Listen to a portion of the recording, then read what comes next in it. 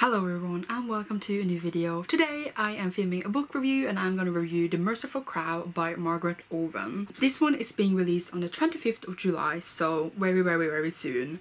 I got an art from my friend Justine, so I'm just lucky. I was very happy to receive this. I had heard things about it, but I didn't exactly know what it was about, even though, yes, I do love the covers. This one follows Fie. I would say Fia, because that's how I would read it automatically, but I am assuming you pronounce it Fie. I don't even know. Who cares? She is a crow, and she's also a future chief, because the crows are sort of in, I could say, groups, and then there is one chief, and she's the future of crew of her own in the future. The crows in this world is on the bottom of the food chain. They are on the bottom, people treat them like shit, everyone treats them like shit, and basically don't look upon them as anything worth the time or worth rights or anything, so people can say to them what they want and treat them what they want.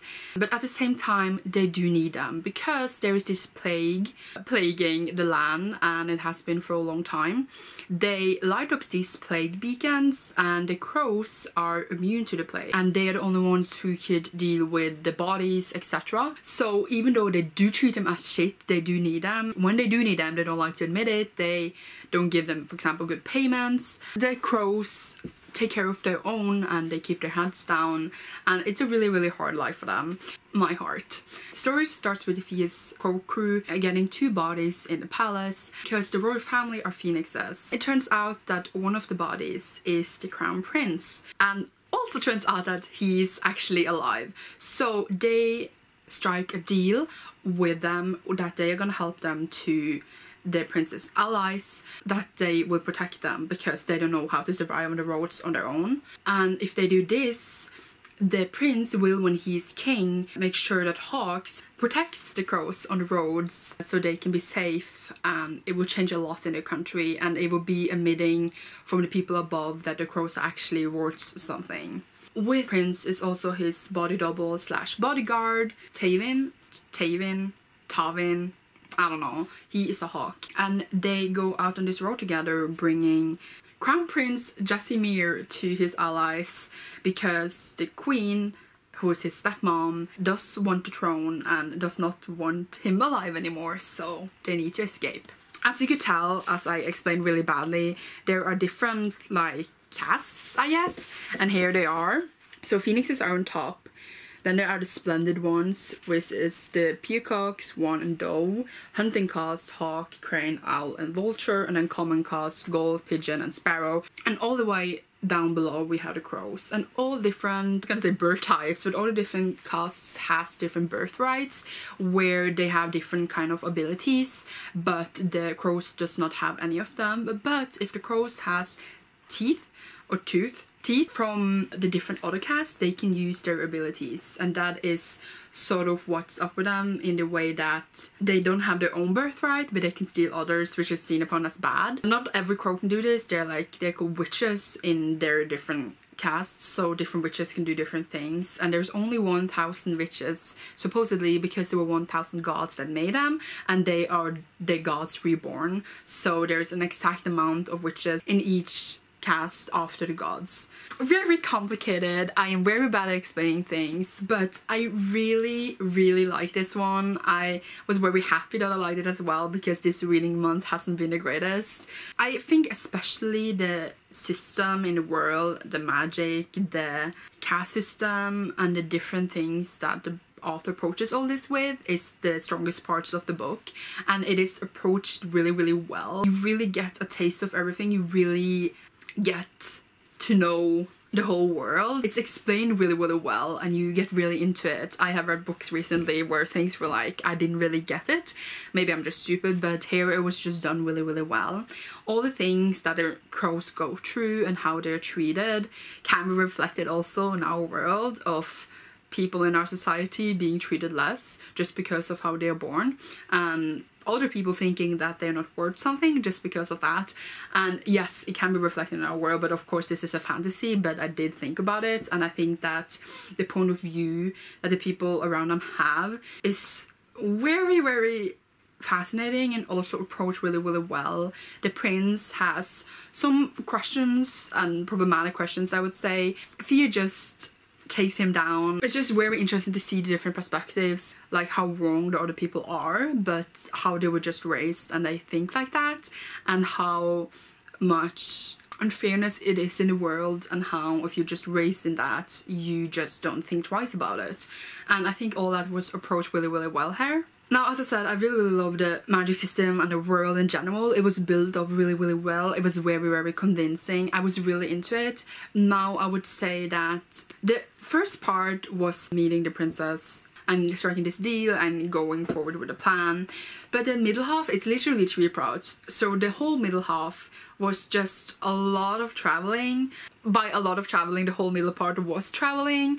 And I know this is like a really common thing in books in general, where you go on the road and then you get to know the characters through that and they bond over things. I don't know why it's such a used thing, but it's a very, I would say, easy way to make yourself know with the characters and make them form a relationship. But it gets a bit boring because you start off the story like on a high, on a really big reveals and all the things coming together, and then you have the middle part which just stops. The end part was really, really interesting, the third part of the book, but at the same time the middle part was just, it wasn't boring. I really, really enjoyed it because I cared so much about the characters, but I can definitely see it being a bit too slow and a bit too long actually. But at the same time, it does make the grounds for getting to know the characters and forming their relationship, as I said, and, you know, growing them. But at the same time, it is other means to do that than having them on the road for forever. And then there is the plot. Like, except from the pacing in the middle, I did enjoy it and I did keep guessing things, but it does fall into a lot of things you have seen before. It's never the most shocking or the most clever plot I see. I do enjoy a really, really good and clever thought out plot, but even though it wasn't the best one I ever seen, it was definitely so enjoyable that I didn't really care. Like, I enjoyed it because the writing was really, really good and the author was really good at portraying the characters and making us care about them. And since she made me care about them, I didn't mind that the plot wasn't the most mind-blowing plot ever. Now, there were surprises and good parts in the plot. That's not what I'm saying. I'm saying that it is interesting, but it is also kind of an establishment, a build-up book for the next few books, I feel like. But I feel like it was a good one. It was not where it felt like nothing happened, because it established so much and a lot of things did happen. I have read bullet books where just literally nothing happens because they're just building up to the next book, but here things did get established and done. And also there's a romance in it, of course, and I actually didn't mind it. I have read romances lately that I'm a bit too tired of, but here it felt really natural and I really did feel like I had reason to care for each other, and I liked them together. I'm not going to spoil it, but it's a bit obvious if you read it. The Crown Prince is also gay because he's only interested in men, and Tobin, his bodyguard, is, I would say, demi, because he said he has never cared about gender, so demi or bi, which I really enjoy because 2 of the main characters are not straight. What? I really, really enjoy myself. Like, I was really, really cared about what happened to the characters.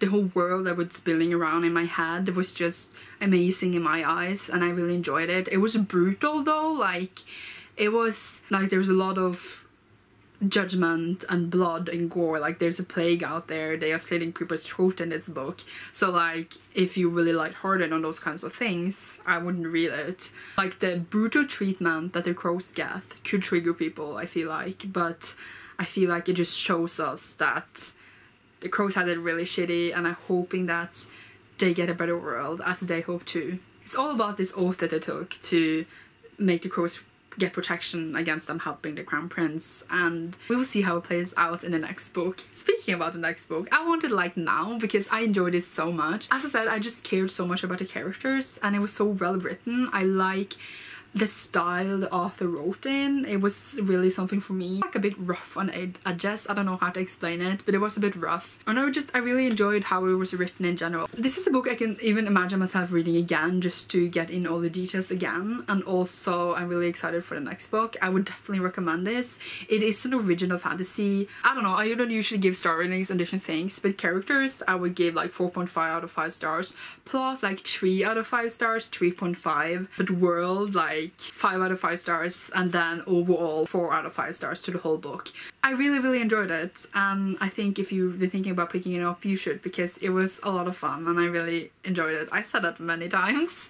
I definitely missed something that I wanted to say, because I always do, but Merciful is out the 25th of July, so pick it up then. Probably explain something weird as well, I always do, but I think that's it for this video. I hope you enjoyed. Thank you so much for watching, and you will see me soon in a new one. Bye!